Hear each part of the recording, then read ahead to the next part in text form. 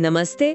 आज हम एक काफी अलग से स्रोत पर बात कर रहे हैं। ये असल में बच्चों के लिए बने एक पॉडकास्ट का हिस्सा है, the bright side with kid talk. हाँ। और इसका टाइटल है स्कूल कभी कभी कठिन क्यों लगता है और हम क्या कर सकते हैं। हाँ, सुनने में तो बच्चों की बात लगती है, लेकिन मुझे लगता है इसमें जो स्कूल के दबाव की बातें हैं ना, वो हम सब ने कहीं ना कहीं महसूस की होंगी। बिल्कुल।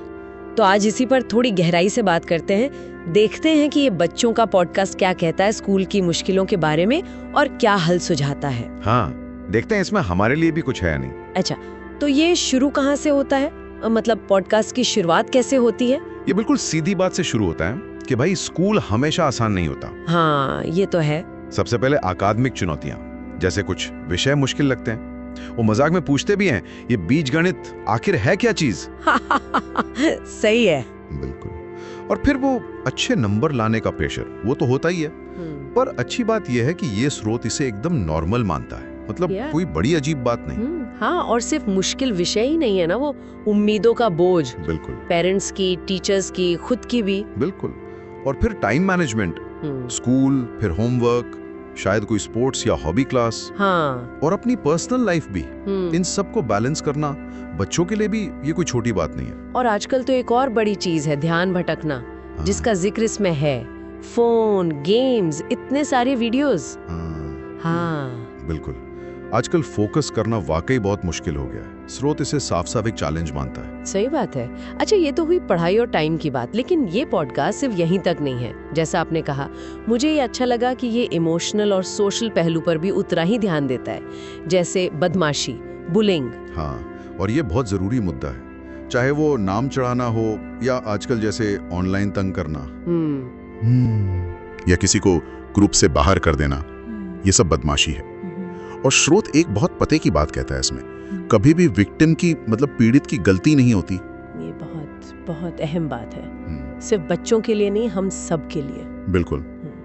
और इससे जुड़ा है वो अकेलापन या दोस्त बनाने में मुश्किल आना, इसका भी जिक्र है। हाँ, उसे भी एक वास्तविक चुनौती माना गया है। और फिर आता है मेंटल हेल्थ का मुद्दा, चिंता, स्ट्रेस या कभी कभी उदासी। हाँ, श्रुत कहता है कि ये फीलिंग्स उतनी ही रियल हैं और उन्हें उतनी ही केयर चाहिए जितनी किसी टूटी हुई हड्डी को। ये एनालॉजी, ये तुलना बहुत पावरफुल है। हाँ, ये मानसिक स्वास्थ्य को मतलब नॉर्मलाइज करने की एक अच्छी कोशिश है कि मदद मांगना ठीक है। सही। और इसी में एक और लेयर है, पीयर प्रेशर, मतलब दोस्तों जैसा दिखने या करने का दबाव। अच्छा, हाँ। और कुछ प्रैक्टिकल दिक्कतें भी हैं, जैसे कभी बस लेट हो गई या क्लास में बहुत भीड़ है या किताबें पुरानी हैं। ये छोटी चीजें भी माहौल को मुश्किल बना देती हैं। तो मतलब चुनौतियां तो काफी गिना दी, एकेडमिक, समय, सोशल, इमोशनल, लॉजिस्टिकल भी। तो फिर हल क्या है? कोई जादू? जादू तो नहीं, लेकिन एक बहुत सीधी, बहुत जरूरी सलाह है। बात करो, टॉक अबाउट इट। किससे? पेरेंट्स से, टीचर्स से, स्कूल काउंसलर से। और दूसरा? सपोर्ट मांगो, आस्क फॉर हेल्प। यानी मन में मत रखो, शेयर करो। पर क्या ये आसान होता है बच्चों के लिए? वो झिझक, डर? बिल्कुल आसान नहीं होता। और इसीलिए स्रोत सिर्फ बात करो नहीं कहता, वो इस बात पर जोर देता है कि मेंटल हेल्थ पर बात करना, मदद मांगना, ये नॉर्मल है।